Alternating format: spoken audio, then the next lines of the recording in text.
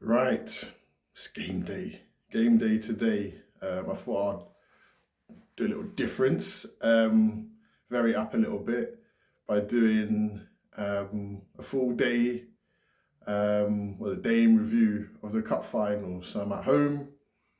I'm about to leave, make my way to Wembley. Very fortunate to be there. The Pens come 5 o'clock. Well, assuming it doesn't go to extra time, come 5 o'clock UK time. Whether fortunate to be there, whether Liverpool have done the business, but yeah, awful excited. It's been a while since I've gone to see a game with good old FBS, my old man. He's touched down to come to the game with me. We've not seen a game with each other since the World Cup final, so yeah, he's awfully excited. I'm nervous. I'm very nervous. Obviously, the league has been put to bed for this weekend from a Liverpool point of view. Man City and Arsenal winning their games respectively to keep close on the heels of Liverpool, but it's not about league today, it's about League Cup. Well, getting closer to the game time now, kick-off, so in like 15 minutes to go. Hella nervous. Let's see what can happen. Assistant referees James Mallory and Mark Scholes. Fourth official Tim Robinson.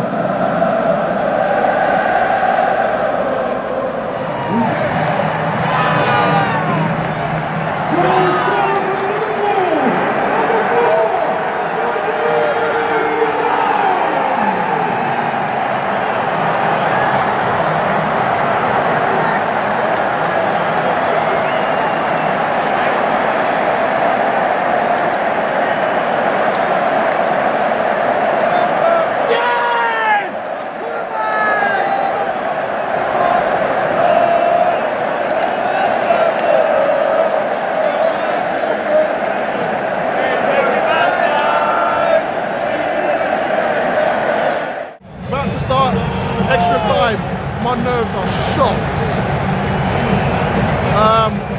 I haven't seen the disallowed goal. I don't know how close it was, but it looked like it was a reason to just not give the goal. But those who are watching who've seen it will tell me differently, but there's no replay here, so no idea. But on we go. Another extra time with Chelsea. So half time at extra time. Nothing. Liverpool look dead.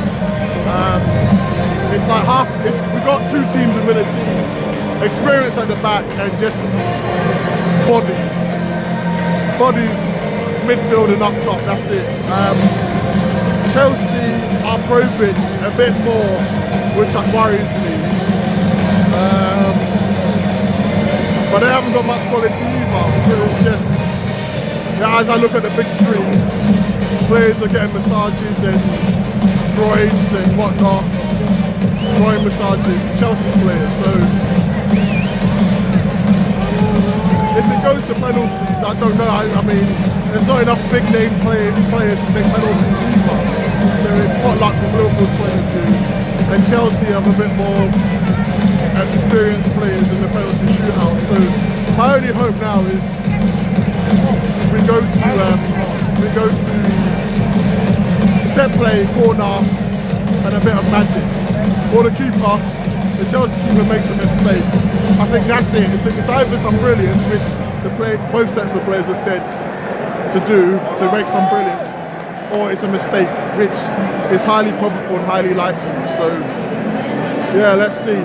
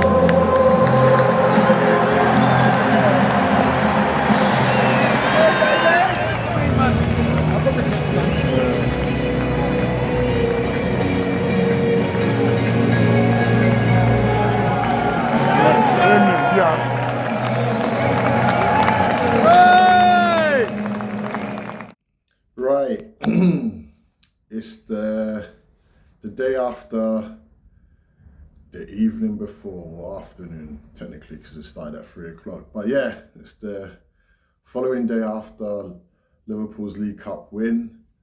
I attempted to do a video yesterday, but I was still gassed, and I thought, nah, there's no way I'm going to do this video because I'm not even making any sense. And some people watching this may still think you're still not making sense, but no, I thought, let me take it all in, enjoy it as a fan separately, and then talk about my thoughts properly and the day as a whole. It was a brilliant day from a personal point of view. Went with my old man, and he was jubilating, and to the point when we got home, he just slept on he just slept on the sofa for a bit. He was that knackered, and it was such a big game for him, like it is for many Liverpool fans. But for him, it was like a big day. Man, touchdown in the UK for this, so it's really privileged from a personal point of view to watch it with him. But the day as a whole, top notch. I'll speak about the game specifically and not the personal experience, but the game, I don't know how it looked on TV but from a in-stadium point of view, it was a game where I felt Liverpool probed a lot, and if anything was going to happen, certainly in the first half, it was going to come from Liverpool. And you know, when you're in the stadium and it's a big final, and I was so tense, and I've said I was tense and like desperate for us to win, you forget certain moments because you're so in the game. And you know, I was looking at it, I was like, oh, I forgot this happened, I forgot that happened, I forgot that happened. I even forgot Sterling's offside goal. I didn't. So in the stadium, a lot of us thought, oh, it's clearly offside. And they were taking long, and think, hold on, this is a bit close. They wouldn't take this long. And got home to see it was very close. I don't know what lines they used, but I mean, that was, I don't know what part, whether it's the armpit or knee or whatever, but from a Liverpool point of view, yeah, we'll take it. But I certainly thought, yeah, first half I thought Liverpool probed. Chelsea had moments. I'll speak about Chelsea more specifically. And I'm going to give a bit of praise to them because I can imagine people are criticising them. Chelsea aren't the Chelsea of what we've known for like the last 20, 25 years. It's a very, very unknown team. They've gone into the unknown with new owners, a bunch of players who they've assimilated, where you'd have to question where some of them, I'm not quite sure what the direction is. They've gone youth, but that doesn't necessarily mean just getting a whole bunch of youthful players and just throwing them all in. At times it felt like that. But what I will say about Chelsea is that they really played to a level higher than what they did when Liverpool played them only 2-3 weeks ago. I have to give them credit. They somewhat found something, a level of resilience. And obviously it's a cup final, you're going to try your hardest. You know you're playing a top team.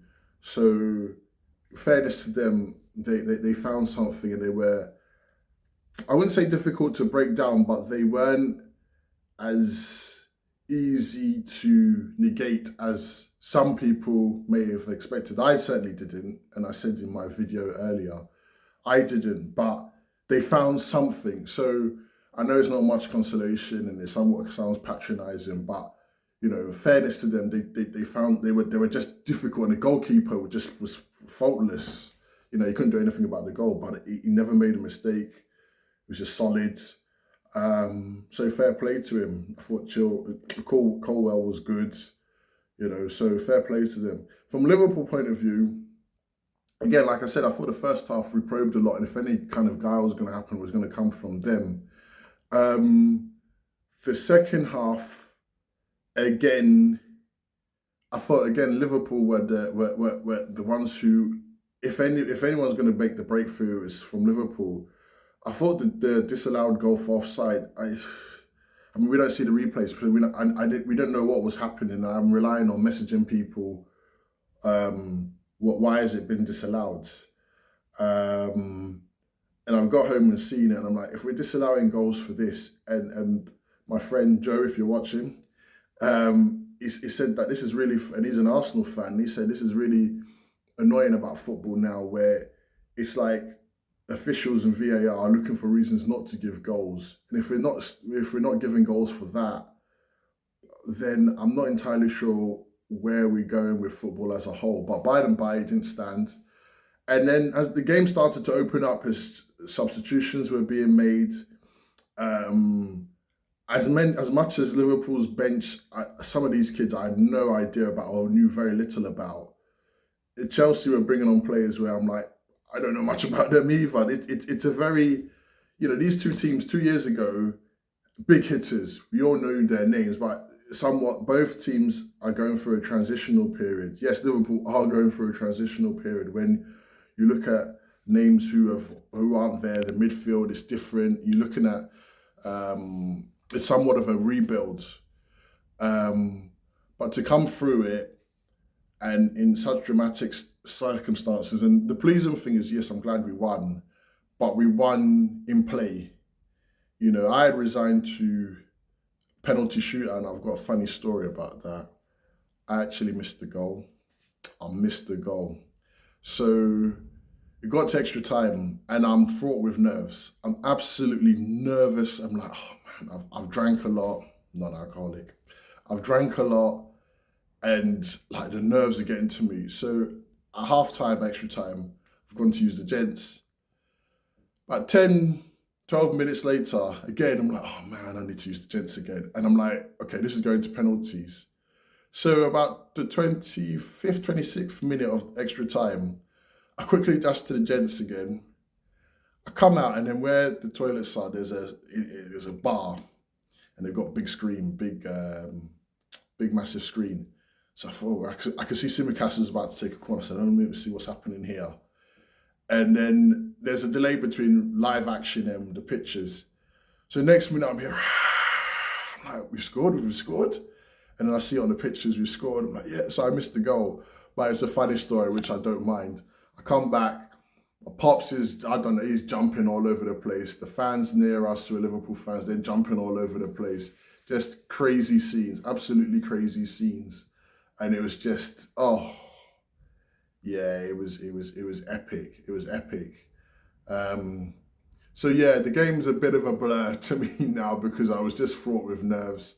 Van Dijk. And the funny thing is, I did say at halftime, at extra time, that Liverpool's best chance is really set plays or dead ball situation, because it was such a mishmash of a team where the one good thing is that our defence is still there. All the big hitters are pretty much there. It's only, Alisson, I don't think would have played anyway.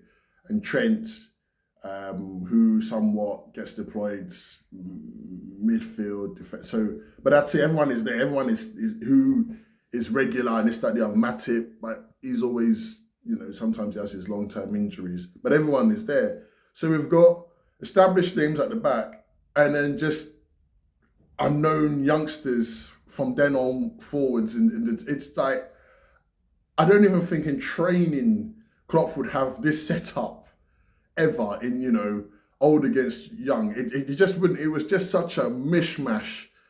But, the team found a way, and I was saying to my old man that this was at 0-0.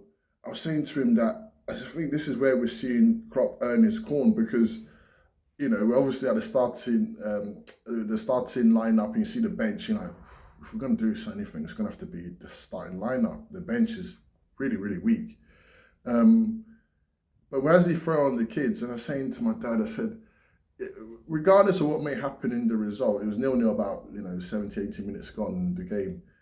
You got to give it to Klopp that if he believes in you to throw you on, that must do wonders for you as a human being, where you might be 18, 19, you might be unsure of yourself, but you got the talent, but you're unsure.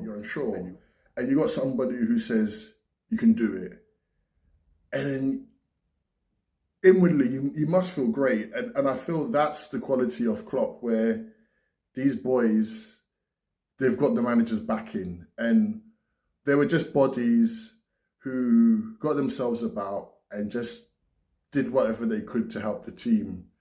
I thought Bobby Clark, as the game progressed, he seemed like an old veteran playing, He really did something as the game was progressing. But yeah, fair play to all of them. Fair play to all of them. And we found a way, and Van Dijk's, header, classy goal, glanced off his head, really tucked it into the far corner. And that was it. And just, jubilant scenes, absolute jubilant scenes. So really, really pleased. We had a great day.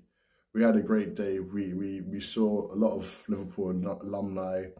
Glenn Johnson, bumped into Kenny Dalglish and his good wife. Who else did we see? I'm trying to remember now. Oh, Gareth Southgate. He was there.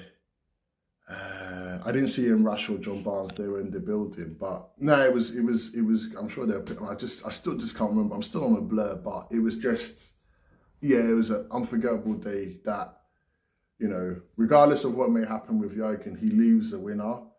The 10th League Cup win, so that's a new record. I thought the overall I mean, how can you single out specific players? But I thought Kelleher, as per usual, the guy is so good, so good. When Alisson Becker isn't playing, I don't worry, because I know Kelleher will do a job. Yes, Becker is better, but Kelleher is really, really good. So I don't worry.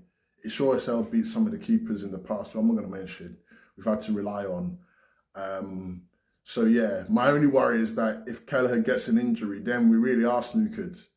I thought it was brilliant. Everyone in the back was brilliant. Obviously Van Dijk was brilliant, but I think that for me, the man of the match was Endo. This man ran everywhere. He fights fires. He puts his foot in where players wouldn't want to put their feet in terms of competitive tackles. He'll run, he'll chase, he'll hurry. When he gets it, he gives it to the match-winning players, the destructive players, or creative players, I should say. He was just, immense, absolutely immense. He's every bit as good as what he looks on TV, seeing him live and in person. What a player. And he was much maligned and ridiculed because Liverpool getting him in the summer, because people didn't know, but he's really done a job for Liverpool, added tremendous value, as has Conor Bradley, where he was brilliant. I was somewhat disappointed he came off because he seemed like he had energy still to go. But it was just brilliant performance from the team. I don't know what team is going to line up against Southampton, because we've gone to extra time. We're already depleted. Gravenberch, that tackle was... I thought it deserved... I don't think it deserved the red, but not to get booked at all. He's injured now. I heard Endo left on crutches. No, on crutches, on a boot, I believe, or crutches in a boot. Yeah, crutches in a boot. So it's like, it's, but I just hope that the euphoria of winning and having a home game against Southampton at Anfield kicks these guys, they find a way. But yeah, what a day. It was just a dramatic contest. Maybe not the best match we'll see. I mean, both hit the posts. Both had disallowed goals. It was very reminiscent to the previous finals, where it's same narrative. I was at the FA Cup final in 2022, and same kind of thing. And the League Cup final was, 0-0, but it was so dramatic. Just disallowed goals, goal mouth action. Chelsea would fully agree with where they had some point blank goal opportunities which they didn't capitalise, and Kelleher also saved Liverpool as well. But highly dramatic game, and I'm just ecstatic, and on to the next one. Peace.